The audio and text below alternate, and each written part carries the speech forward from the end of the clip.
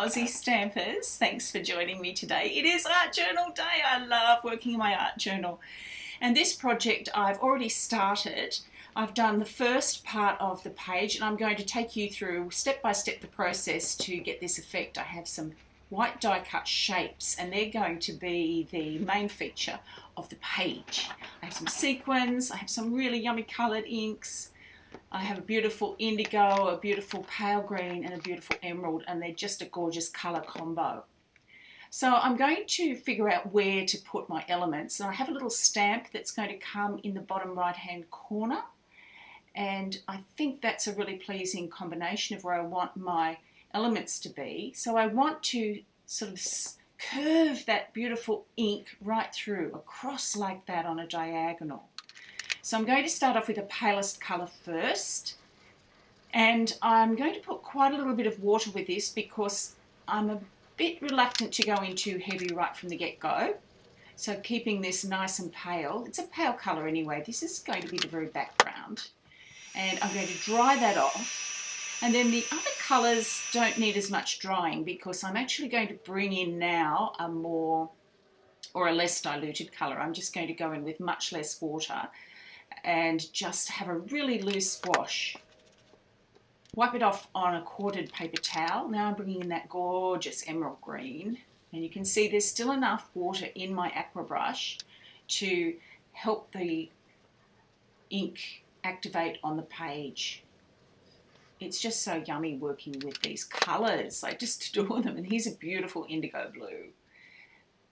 And just putting it where there are some spaces, leaving some white around the edges. I don't want to fill in the whole page. I really like that. Now I will use my heat tool on that to dry that off.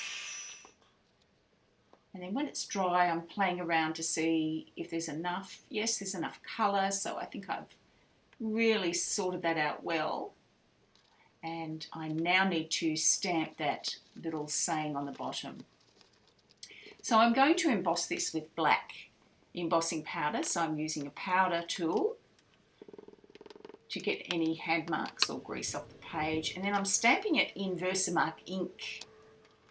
And now putting some scratch paper underneath it and black embossing powder. I love embossing. It gives such a cool effect to all your stamping. It really makes it shiny and gorgeous. And you might need to go over several times with the powder, which is what I found, so that it would stick to the heavier paper. So just going over and over again, and give it a good flick off the back so any little stray pieces of powder that are going to spoil the image will be gone. And then if there are any left, just get a really fine brush and brush them off. And you use such a small amount of this embossing powder, it lasts pretty much forever. So I'm now going to heat set that until it goes shiny. And I'm also heat setting on the back of the page so that it doesn't get warped. Now I'm going to bring in the stamp case with the words on it so that I can take my 0.01 multi-liner, my Copic multi-liner, or 0.01 I should say, multi-liner, and I'm just tidying up the words so that you can see what it says.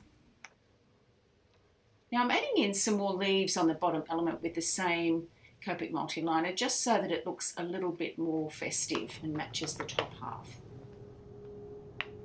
Now I've got to do some little flicks over the page, so I'm bringing in my water brush, and your fingers will get really inky doing this, so be prepared.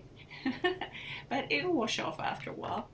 Yeah, after a while. I won't say it'll wash up right away. Then I brought in this fan brush and that gave a really cool effect, and I did that with each of the three colours.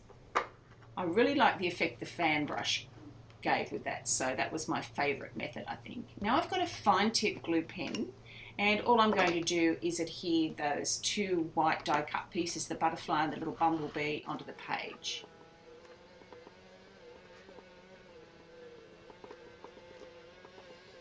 So take care with this so that you don't get any glue on the front, because it's shiny glue, you don't want any shiny bits coming through. And that was looking pretty good, but I still needed to put the sequins on. That was going to be the finishing touch. So that's where we're up to now. with the sequins. I'm really glad this is sped up because they kept sticking to my fingers because I had glue on my fingers from gluing on the elements. It was really quite funny. Comedy of errors, this one, but we got there in the end. And there it is, finished, our art journal for the day. I hope you enjoyed this project. I really love doing art journals. I love having you watch my channel. I do appreciate if you enjoyed this project. Don't forget to subscribe, thumbs up, leave me a comment, and share this with your friends. Have a wonderful day. Bye for now.